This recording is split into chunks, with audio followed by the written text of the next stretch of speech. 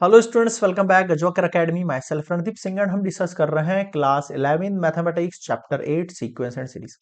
Miscellaneous exercise हमने question number 1 से start करना है। क्या है देखो, मिसलेनियस क्वेश्चन नंबर 1 कह रहा है if f is a function satisfy this equation. f कोई फंक्शन है और वो किस कंडीशन को सेटिस्फाई करता है? f x plus y equals to f x f y. ठीक है, अब मैं ये कह रहा हूं and x and y belongs to natural number. ठीक है सर, ये बात समझ में आ गई। सच डेट, अब एक कंडीशन आपके पास गिवन है कि f1 अगर हम वैल्यू रखते हैं यहाँ पर तो मेरे पास 3 निकल कर आता है। एंड एक कंडीशन और गिवन है मेरे पास, x की जो वैल्यू अगर 1 से स्टार्ट होती है और n नंबर ऑफ टर्म्स तक चलती है तो मेरे पास जो fx का वैल्यू रहेगा वो कितना रहेगा? 120 रहेगा। First thing find the value of n निकालना है। तो मेरी बात सुनो, लेट कर रहे हैं हम यहाँ पर x equals to y equals to 1 let कर लेते हैं। 1 ही क्यों कर रहे हैं? क्योंकि मेरे पास केवल 1 की वैल्यू है यहाँ पर। अगर मैं x equals to y equals to 1 let करता हूँ एंड एक्स वाई बिलोंग्स करते हैं नेचुरल नंबर को, तो फर्स्ट के अंदर अगर मैं देखो, फर्स्ट कंडीशन मेरे पास क्या है? x plus y equals to f x dot f y है। ठीक है, अगर मैंने यहाँ पर x की जगह 1 रख दिया और y की जगह भी 1 रख दिया तो यहाँ पर भी f1 मल्टीप्लाई f1 आ जाएगा।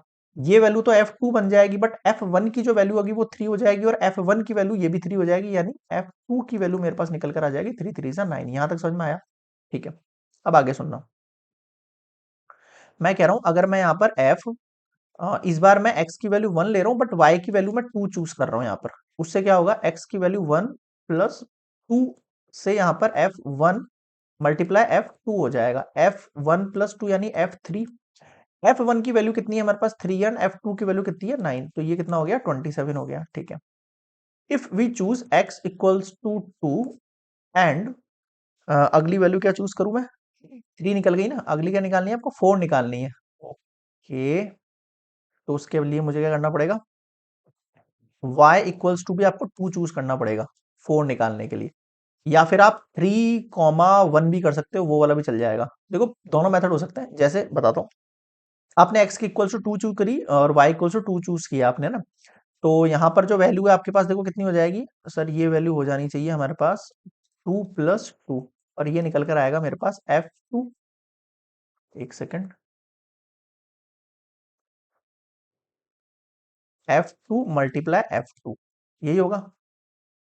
बिल्कुल यही होगा। f2 की वैल्यू कितनी है मेरे पास? 9 है, और f2 की वैल्यू कितनी है? 9 है, तो ये 81 निकल के आ गया। But if we choose x equals to 3 and y equals to 1, तब भी मेरे पास 3 प्लस 1, ये हो गया आपके पास f4। तब भी मेरे पास ये कंडीशन बन के आएगी, ये हो गया f4, और ये f3 की वैल्यू कितनी है हमारे पास? f3 की वैल्यू देखो यहाँ पर 27, और f1 की वैल्यू कितनी है? 3। 3 7 जा 21, और ये 81, अभी भी 8 निकल के आएगा। यानी कि मैंने यहाँ पे कुछ वैल्यूज निकालनी है। देखो कौन कौन सी वैल्यू निकाली है हमने यहाँ पर।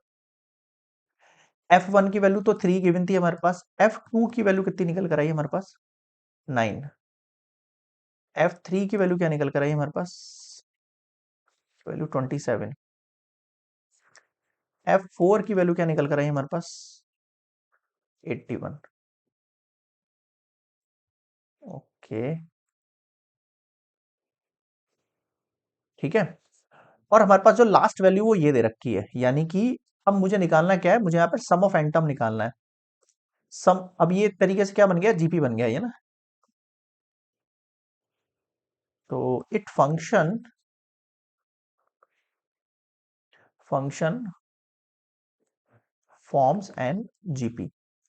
अगर एक ही जीपी फॉर्म करता है तो 3 9 27 81 ऐसे करके वैल्यू चलती जाएंगी। यहाँ ए का वैल्यू 3 हो जाएगा, आर का वैल्यू क्या हो जाएगा? 9 डिवाइड बाय 3, तो 3 हो जाएगा आपके पास। ठीक है, आगे सुनो। ये जो वैल्यू आपको x की लेके 1 से चल रही है और n तक वैल्यू चलेंगे, और इस फंक्शन में जो हम वैल्यू पुट करेंगे वो 120 है। That is equals to sum of nth term. Sum of nth term का फॉर्मूला क्या रहेगा? A 1 minus R N divide by 1 minus R. S N का फॉर्मूला 120 हो गया, क्योंकि पूरी फंक्शन की वैल्यू है ये। तो ए का वैल्यू 3, 1 माइनस आर की जगह कितना हो जाएगा? 3 की पावर एन, और ये 1 माइनस आर की वैल्यू 3 है, तो इसको पलट दो, थोड़ा सा चेंज कर देता हूँ इसमें मैं। ओके, जब वैल्यू आपके पास ग्रेटर होती है ना तो फिर 1 माइनस आर नहीं लिखते आप, आर माइनस 1 लिखते हो इसको, है ना।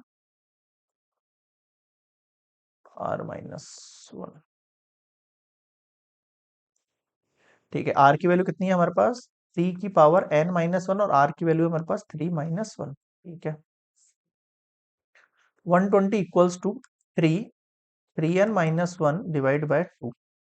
3 से कटेगा, ये कितनी बार कटेगा, 3 4 जा 20, और ये 2 से चला जाएगा तो ये 80 इक्वल्स टू 3 की पावर n-1। ये इधर जाएगा 81 इक्वल्स टू 3 की पावर n।